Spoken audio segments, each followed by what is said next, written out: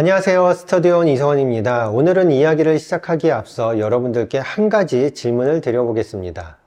여러분들은 학원의 가장 중요한 역할이 뭐라고 생각하시나요? 제가 이런 질문을 드리는 이유는 최근에 어떤 분께서 저에게 질문을 남겨주셨는데 그 질문의 내용이 이것과 관련이 있기 때문입니다. 물론 질문을 주신 분은 이런 의도로 질문을 하지는 않으신 것 같습니다. 하지만 저는 그 질문에 답변을 하는 과정에서 학원의 역할에 대해서 정말 많은 고민을 해보게 되었습니다. 그 질문의 내용은 이러했습니다. 중학교 1학년 자녀를 둔 학부모님이셨는데요. 이 자녀분이 자기주도 학습을 진행하다가 중학교 2학년 2학기 과정에서 어려움을 겪게 되었다고 합니다. 그래서 학원을 다니게 되었는데요. 아마도 이 자녀분은 학원을 다니게 되면 마음껏 질문할 수 있을 거라는 그런 기대를 했던 것 같습니다. 그래서 수업 시간에 다양한 질문을 하기도 하고 선생님께서 어떤 문제의 풀이 방법을 알려주시면 자신이 생각하는 다른 풀이 방법을 질문하기도 했다고 합니다. 근데 어느 날 이 선생님께서 조용히 자녀분을 부르시더니 지금까지는 혼자 공부하면서 너만의 방식이 있었는지 모르겠지만 이제는 학원을 다니게 된 이상 내 방식에 따라야 한다라는 그런 말씀을 하셨다고 합니다. 저는 바로 이 부분에서 학원의 역할에 대해서 정말 많은 고민을 해보게 되었는데요. 여러분들은 학원의 역할이 무엇이라고 생각하시나요?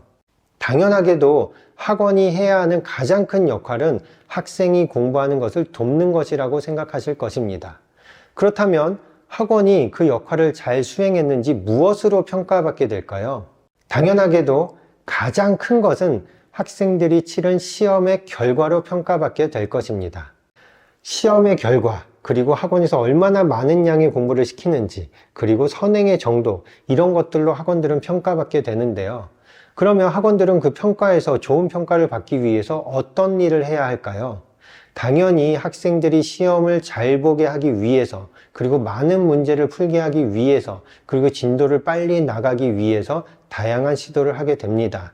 시험을 잘 보게 하기 위해서는 당연히 그 시험에 전문가들이 모여 있으니까 시험에 자주 출제되는 유형이라든지 학생들이 자주 실수하게 되는 것들 또는 놓치면 안 되는 중요한 문제들을 정리해서 학생들이 효율적으로 공부할 수 있게끔 그래서 적은 시간을 들이고도 최상의 결과를 얻을 수 있도록 학생들을 훈련시킬 겁니다. 근데 적은 시간을 들이고도 최상의 결과를 얻으려면 어떤 방식으로 수업을 하는 것이 가장 효과적일까요? 네, 맞습니다. 선생님들께서 가장 좋다고 가장 효율적이라고 생각하는 풀이 방법을 학생들에게 가르쳐 주고 그것을 익힐 수 있게끔 문제를 반복해서 훈련하는 그런 방식으로 수업을 할 수밖에 없습니다. 근데 이쯤에서 아마도 의문이 드실 텐데요. 저는 평소에 응용과 심화 문제를 공부하려면 학생 스스로 고민하고 생각해 보는 것이 굉장히 중요하다라고 말씀을 드렸습니다. 근데 이것은 어떤 방법이 더 좋다 나쁘다가 아니라 두 가지가 모두 필요한 것입니다.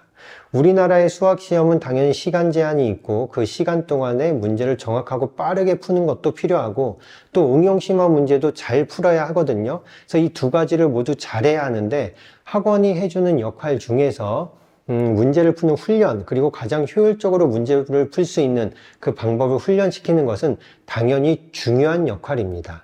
그리고 이것이 가능해야 우리가 응용심화 문제를 고민할 때에도 좀 더 깊이 있는 고민을 해볼 수 있습니다.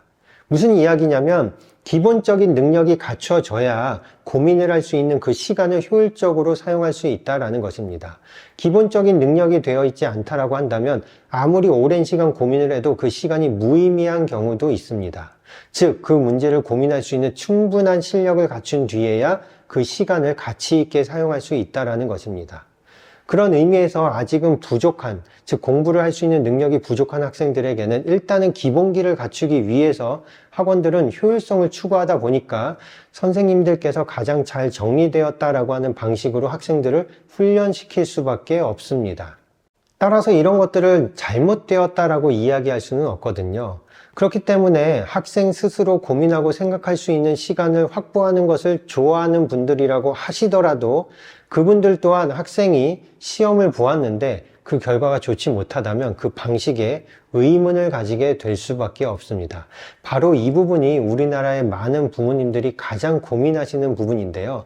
학생 스스로 자기 주도적으로 공부하는 것을 가장 1순위로 선호하심에도 불구하고 그런 식으로 공부를 하다가 자녀분이 시험에서 좋은 결과를 갖지 못한다면 결국은 학원을 다녀야 하는 것인가? 결국은 선행을 많이 해야 하는 것인가? 결국에는 굉장히 많은 문제를 푸는 그런 훈련을 해야 되는 것이 가장 중요한 것인지 고민을 하실 수밖에 없습니다. 그래서 평소에는 자녀에게 학원을 강요하지 않다가도 그런 시험을 한번 보게 되면 주변의 이야기에 귀가 간지러울 수밖에 없습니다. 자꾸 고민이 되고요. 마음이 왔다 갔다 흔들릴 수밖에 없거든요. 그래서 저는 오늘의 이야기가 가장 근원적인 부분에 대한 학원이 어떤 역할을 해야 하는 것인가에 대한 이야기와 관련이 있다라고 말씀을 드리는 것입니다. 사실 오늘 이야기에는 정답이 없습니다. 두 가지가 다 중요한 것이거든요. 선생님이 가르쳐 주시는 방법을 반복해서 훈련해서 능숙하게 되는 것도 중요하고, 그렇게 키운 능력을 바탕으로 좀 더 높은 레벨에 올라가기 위해서 응용심화 문제를 자신이 스스로 풀기 위해서 충분히 생각하고 고민하는 시간을 갖는 것도 중요하기 때문입니다.